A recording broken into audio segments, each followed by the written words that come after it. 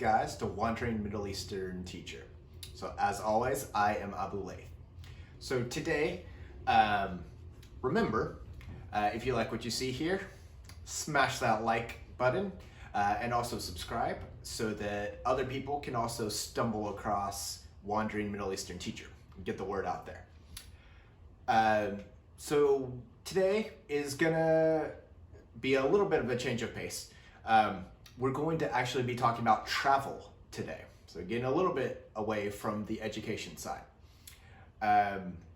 So from time to time, I'm gonna post these videos about different places we've been, suggestions, what has worked well, what has not worked, what to avoid. And definitely kind of focus on the places that are a little off the beaten path. Places that you may not have heard of, or that when you say the names of those places, you immediately get afraid and think, oh, there's no way I would ever go to those places. But some of those are really hidden gems and end up being amazing trips. So today we're going to talk about Egypt. So my wife and I took a 9-day trip there in 2019. And we're going to share our experiences with you.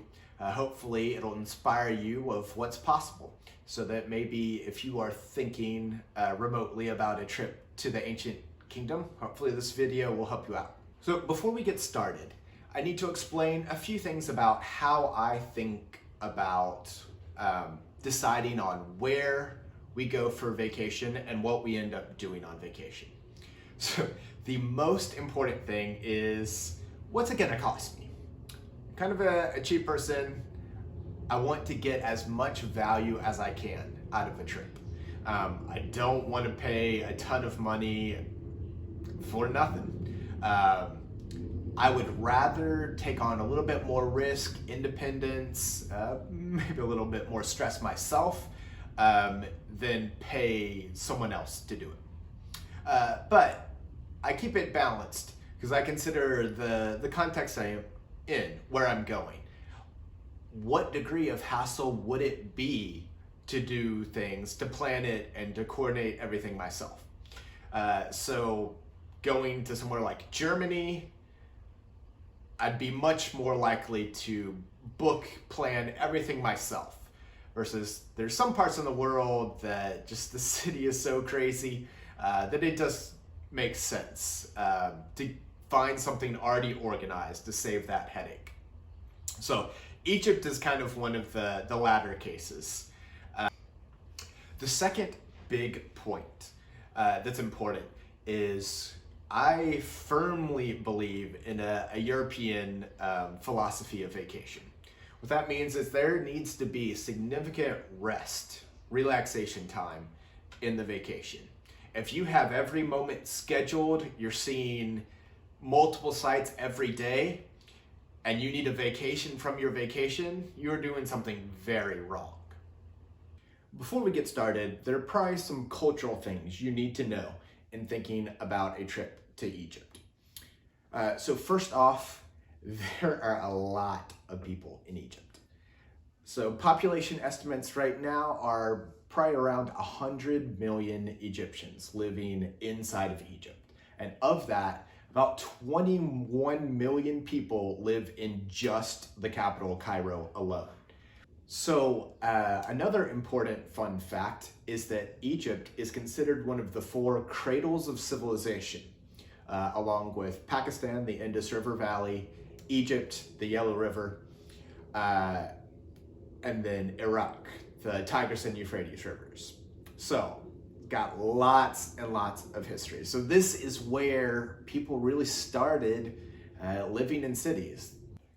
So a few other things, a bit more on the negative side that you need to be aware of when thinking about a trip to Egypt. One, they're kind of internationally renowned for their driving, especially in Cairo. I've heard numerous tourists and foreigners claim that Cairo is the worst traffic in the world, which you could kind of imagine, a city of 21 million people, that it's going to be chaos and noise all the time. That's pretty accurate. So You do not want to try to be driving yourself around Cairo if you can at all help it. A second point is that Egyptians unfortunately have a reputation, or Egyptian men, for harassment of women, both locals and foreigners. It's been a pretty well documented problem for years. Some tourist blogs are saying things are a little bit better now, but it's still very much something to keep in mind, especially for women traveling in the Middle East. There are some easy things that you can do that can minimize or reduce a little bit the potential for this. One is, if at all possible, just avoid public transportation. Avoid the metro, trains, unless you have a separate sleeping car or something like that, and avoiding buses.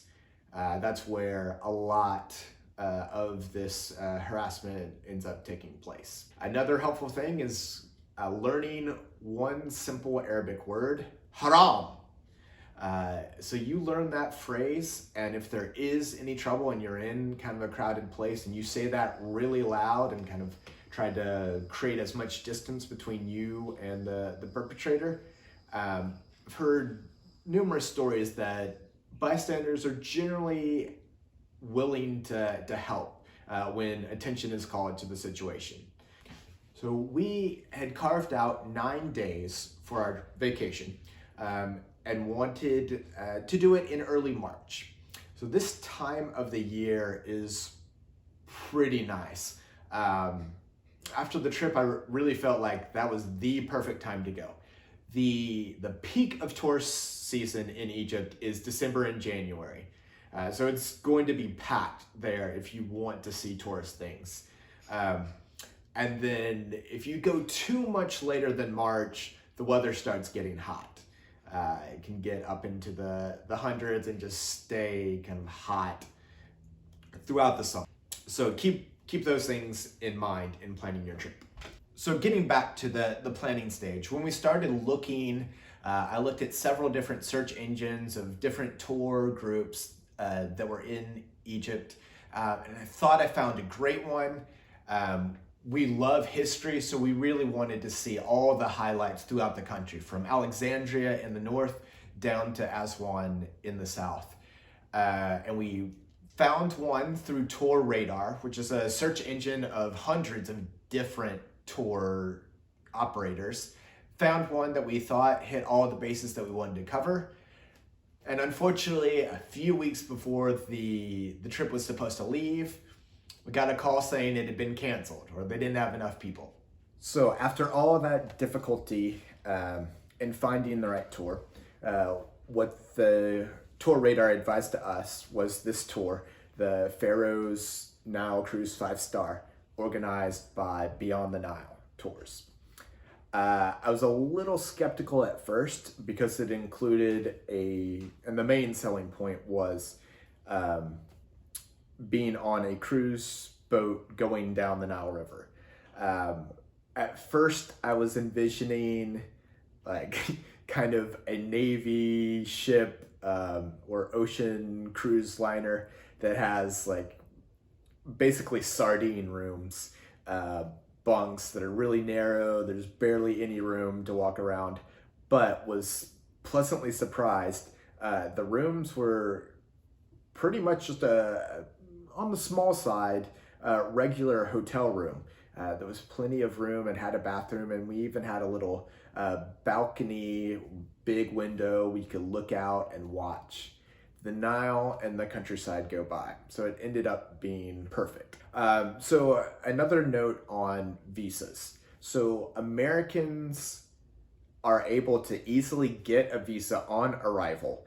You just go up to the customs desk, or if you've booked something through an organized tour or with a hotel, they will actually meet you there and do it for you. And it's pretty easy process.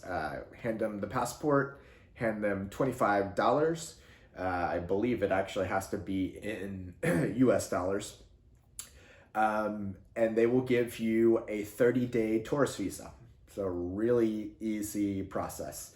So we were picked up by a representative from Baron Hotel Heliopolis, a hotel that we found through booking.com.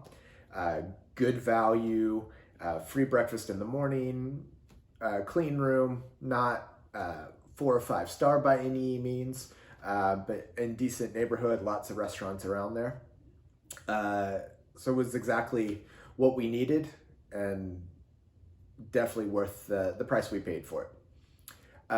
So since we had to kind of finagle things a little bit, because the original tour we were looking at had been a 9-day trip, and now we were going to an 8-day, we had kind of an extra day to figure out something.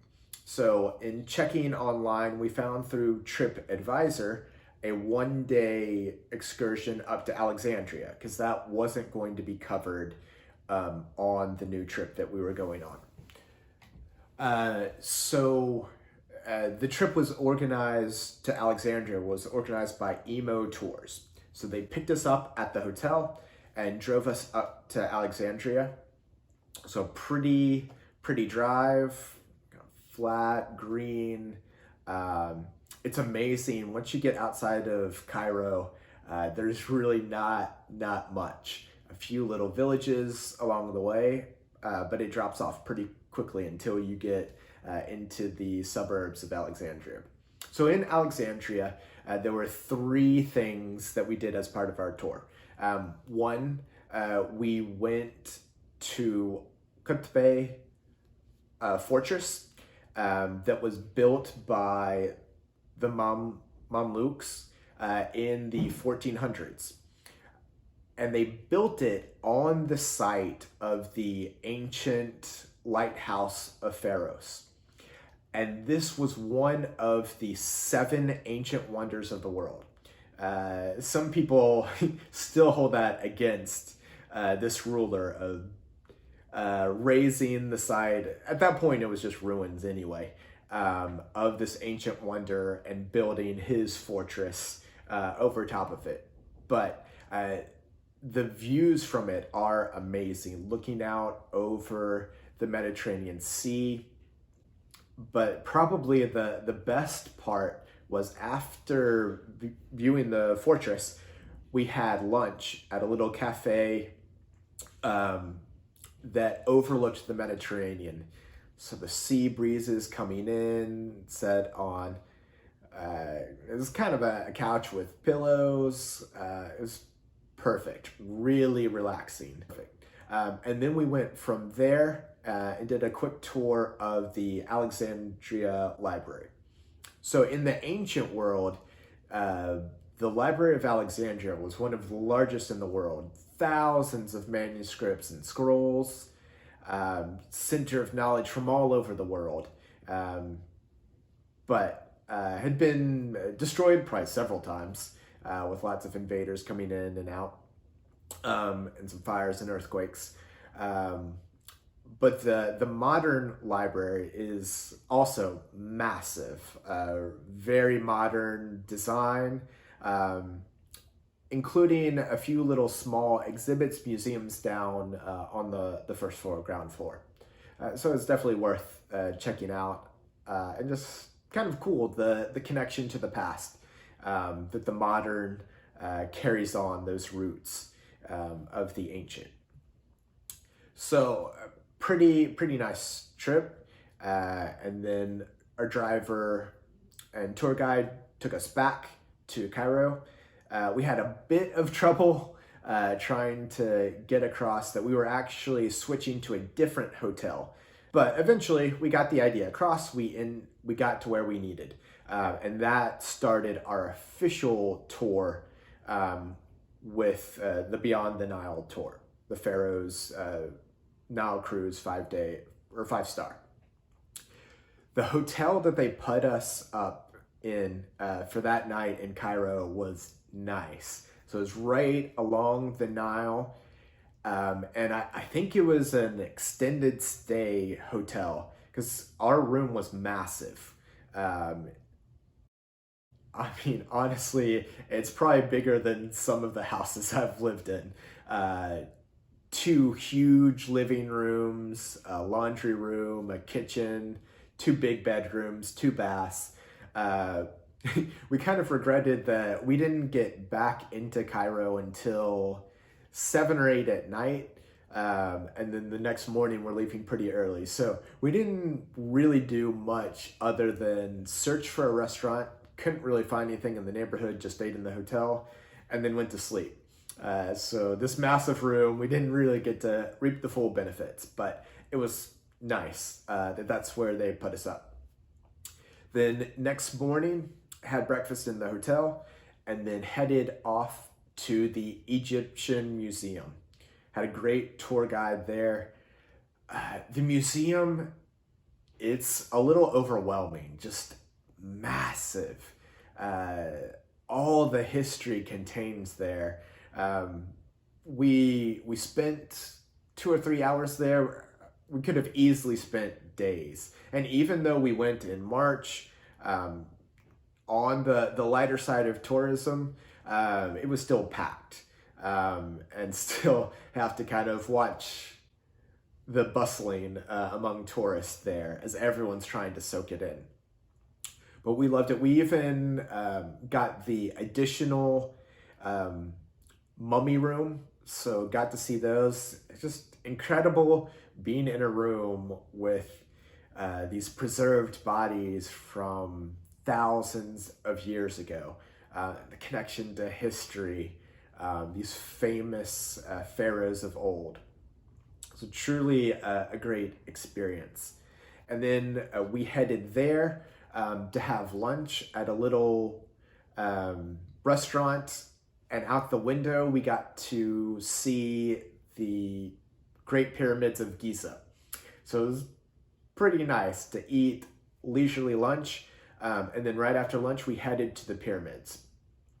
One of the striking things about the pyramids is that really it is right in the heart of a huge suburb. That depending on the angle of photography that you do, you can either make it feel like you are in the middle of nowhere in vast uninhabited desert, or like you are right in the middle of a city. And definitely in some angles you can see all of the high rises and apartment complexes right next door. So we got kind of a history tour to see the 3 pyramids and the Sphinx, and my wife forced us to do a camel ride. Obviously you could tell I'm not a huge fan of camels. The process of the camel getting up once you are on it is a bit traumatic, because the camel will rise up on its back legs first while its front legs are still folded under it. So you're almost vertical, clinging on for life as it gets up. And just camels are not the nicest, friendliest animals in the world. So I hope in my life never to ride a camel again. I think that'll probably be up to my wife a little bit. But we did that, walked a little bit around the pyramids. Just stunning the great detail that was taken in putting them together. From there was one of the few hiccups on our trip. The streets right around the pyramids are packed with tourist shops selling kind of everything, trinkets. But the 2 things that they are the most known for is papyrus that they make from a reed that grows along the Nile, and they beat it into a flat paper and then draw on it, paint on it. And it's kind of stunning, the artwork that they do with it. So in these little shops, they will give you demonstrations on how they do it. The demonstrations are completely free, just kind of a tool to get people into the shop and then start hard pressuring people to buy things. So we did that. My wife definitely wanted to get some souvenirs. So we stopped there. It was it was really interesting to watch them in that process. Um, it is really important if you do go to Egypt that you know virtually everywhere you can and must barter. Um, if they know you're a tourist, the price automatically gets raised 2 or 3 or 10 times. Um, and you really have to fight to get a decent price. Because these things really are not that expensive. So we did that for a little bit, spent some hours. Another thing that Egypt is really known for is in making pottery vases. I'll talk a little bit about that later. So we hung out in shops for a little bit. According to the official program, we were supposed to go back to the hotel and have a few hours relaxing before taking a overnight train down to Luxor. But because of the timing, or I don't quite know, they said we needed to stay there near the pyramids for a while. It was about 5 hours that we were there, kind of just killing time. There's really nothing to do. I was done shopping after about 30 seconds. But eventually, time did come, and we got into the car, and the driver took us to the train station. Now, there's almost nothing in the world that will increase your sense of adventure, perhaps fear, than being dropped off at an Egyptian train station.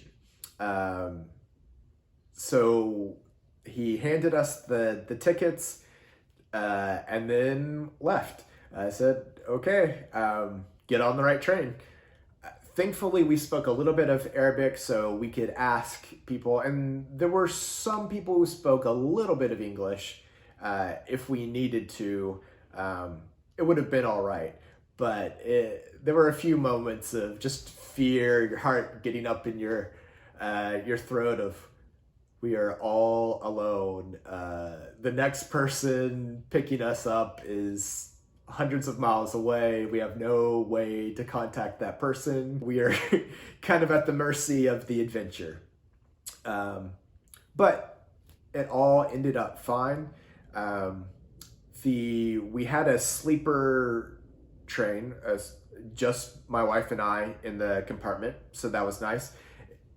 Definitely not a luxury 5-star, but there were beds. They did the job, and there was a dinner and breakfast the next morning. So on this tour, you did have the option. You could pay some extra money and actually fly from Cairo down to Luxor. But as far as time goes, it would be about the same amount of time required. And we love adventure. So we really wanted to see Egypt. And the idea of a train ride down the Nile, getting to see the countryside go by, definitely appealed to us. And we don't regret that decision. I would definitely do the train ride again if I had the choice. So we finally made it to Luxor. We're picked up early in the morning, taken to our riverboat, and was kind of massive. If you have ever done kind of a Mississippi River riverboat, it kind of felt a little bit like that size. So fairly large, could hold probably a few hundred people. Check-in wasn't until noon or 1, but they graciously allowed us to drop off our luggage there, and then we kind of walked around the area. One more cultural note, they did warn us several times against straying too far from the Corniche, or the river walk, but we were able to get out, stretch our legs a little bit, eventually got checked into our room. pretty nice. And every day there was a different animal made out of the towels sitting on our bed. So it's kind of nice, simple thing. Um, Also, every breakfast we had on the cruise ship, they had a buffet. And then most lunches and dinners we also had on the ship. Uh, I mean, not amazing things, but there's so much and so great a variety that you could easily get stuffed and find things that you wanted to eat. So that was kind of it for that day. We did a little sightseeing around. In Luxor, we went to the Karnak Temple. It is supposed to be the largest temple complex in the world. And when you walk in, just the expanse and the magnitude of everything is mind-blowing. So you look up at the statues, the columns, even the size of the hieroglyphics, the carvings, was amazing. There were lots of people there, but you could still find quiet corners to just kind of sit and reflect on just all that these stones have seen, the passage of time in history and eternity, what things matter and last and what things don't. Another kind of hiccup on the trip was that first night we arrived, we were welcomed by a member from Tour Radar, which is kind of nice, personal touch, and explain a little bit more about the trip. The problem was a bit of a misunderstanding. As he was explaining everything, he mentioned tipping or bakshish. So everything I had read online said that tipping was at the discretion of the patron. They could decide what to do. But when he got there and presented a plan where he, as the representative of Tour Radar, would collect a lump sum and then they would distribute it to all the employees, all the tour guides, drivers, everything. They would take care of it, which was kind of nice and a good system so that we wouldn't need to worry about any of that, who got what, what's fair, what's not. But just that I had no idea that that was going to be the case.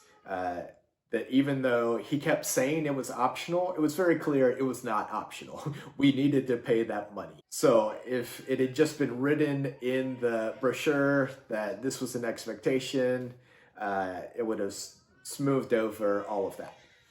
So that was the first day. The next day, we headed to the Valley of the Kings.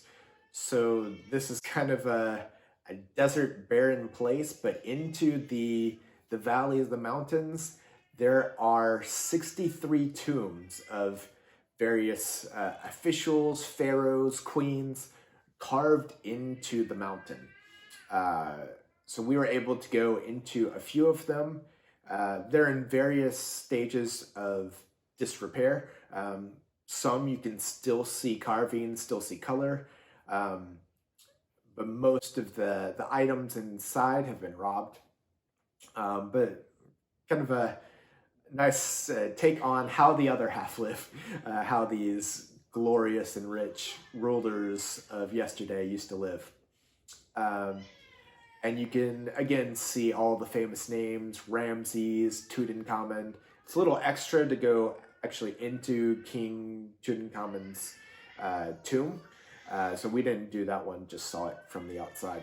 But kind of around the corner from the Valley of the Kings is a temple that Queen Hatshepsut built.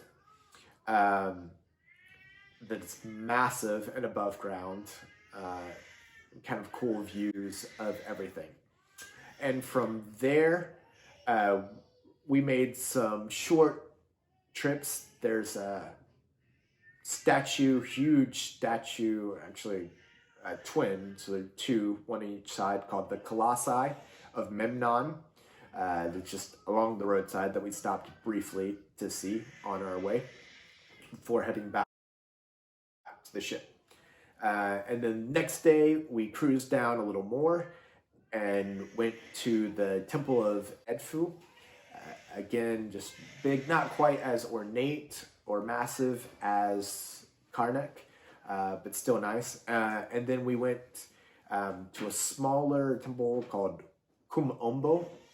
And to get there, we could take a taxi or rickshaw type thing, or a horse-drawn carriage. I believe we did the taxi on the way there, or tuk-tuk.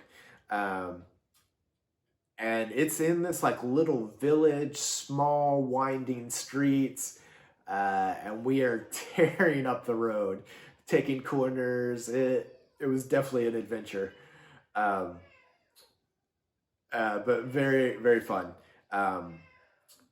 Wasn't too much to see there. There was kind of a museum there. Crocodiles were very much respected and considered a deity.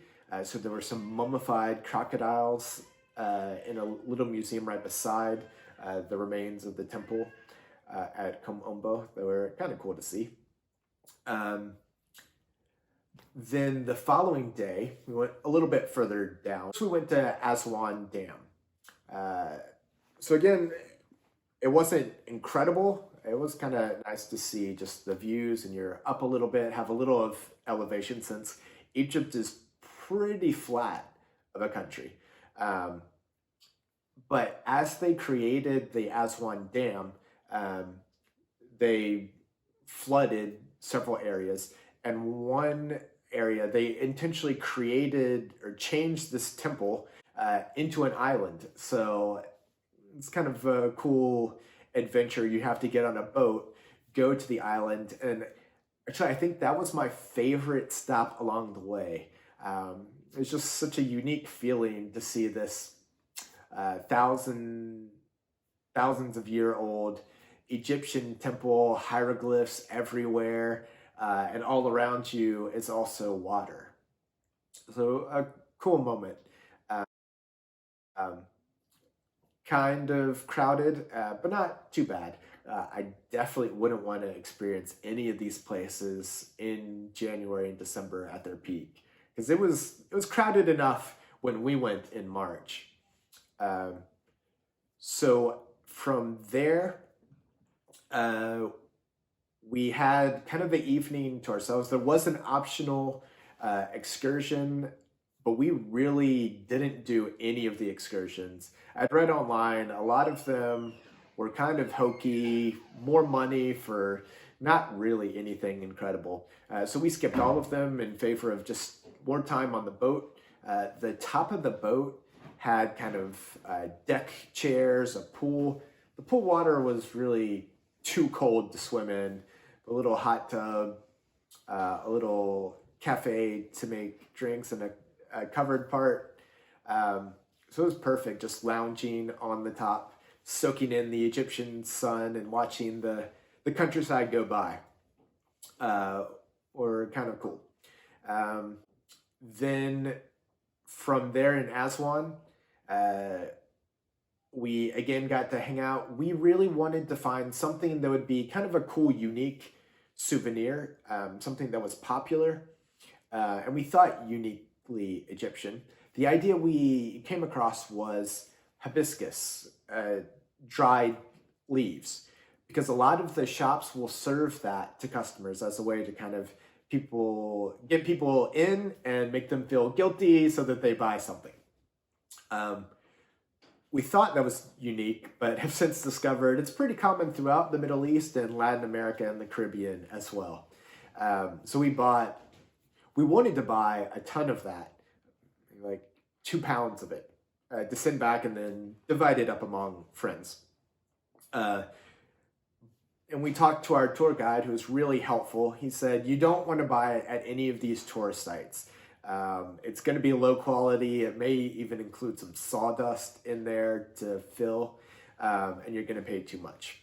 But he talked to the driver, and the driver went to a really local place, got it for dirt cheap, and then brought it back to us. So it kind of worked out perfectly. Then we just walked up and down the Corniche, the Riverwalk a little bit.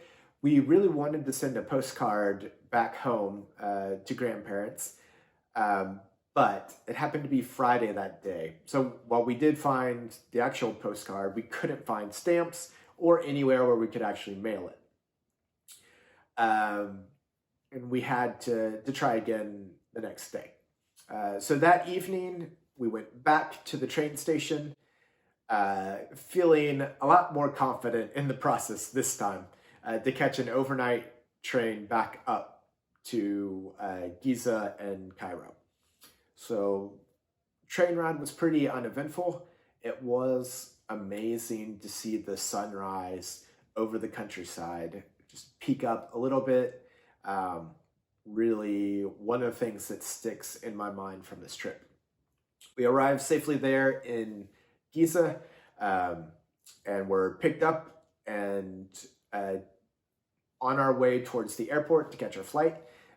The driver did offer to make some stops and show us around things in Cairo, since we really hadn't seen much in the city other than the Egyptian Museum. But at that point, we were running a little low on cash, and we were a bit apprehensive of what might be extra charges for this special service, even though he said it was included. So we decided, we were also kind of tired from a week and a half of travel, to just head to the airport. Along the way, we did tell him about our problem with mailing or finding a stamp for the postcard. And they weren't open at the time because this was kind of early in the morning, but he offered to go to the post office, buy the stamp, and mail it. So we gave him some money, even a little bit extra from what the price would be. But several years later, we were still waiting on that postcard to arrive. So lessons learned. Take care of things yourself, or just don't expect it to be done. And that was it. We got to the airport. Everything was really smooth in getting back through customs. And before we know it, we were on our way leaving Egypt in one of our family's favorite vacations. So hopefully all of that information and details and some of those pictures really help inspire you about what's possible. And that sometime soon, you also could check out Egypt. I think it may be a good idea to wait till the world's a bit more under control with COVID, because a lot of the country is poor. The medical infrastructure in places may not be so great. Maybe give it a little bit more time before planning your trip, but it's definitely worth it, and hope you get to enjoy these same sights as well. As always, I am Abu Laith, and hopefully we will see you on Friday. We have another teacher video coming up. This one will be with Mr. Jim Richardson, who has experience teaching and being an administrator overseas. He's going to share about some of the things that he learned along the road. Thanks for joining us, and I'll see you next time. Remember to like and subscribe. Bye.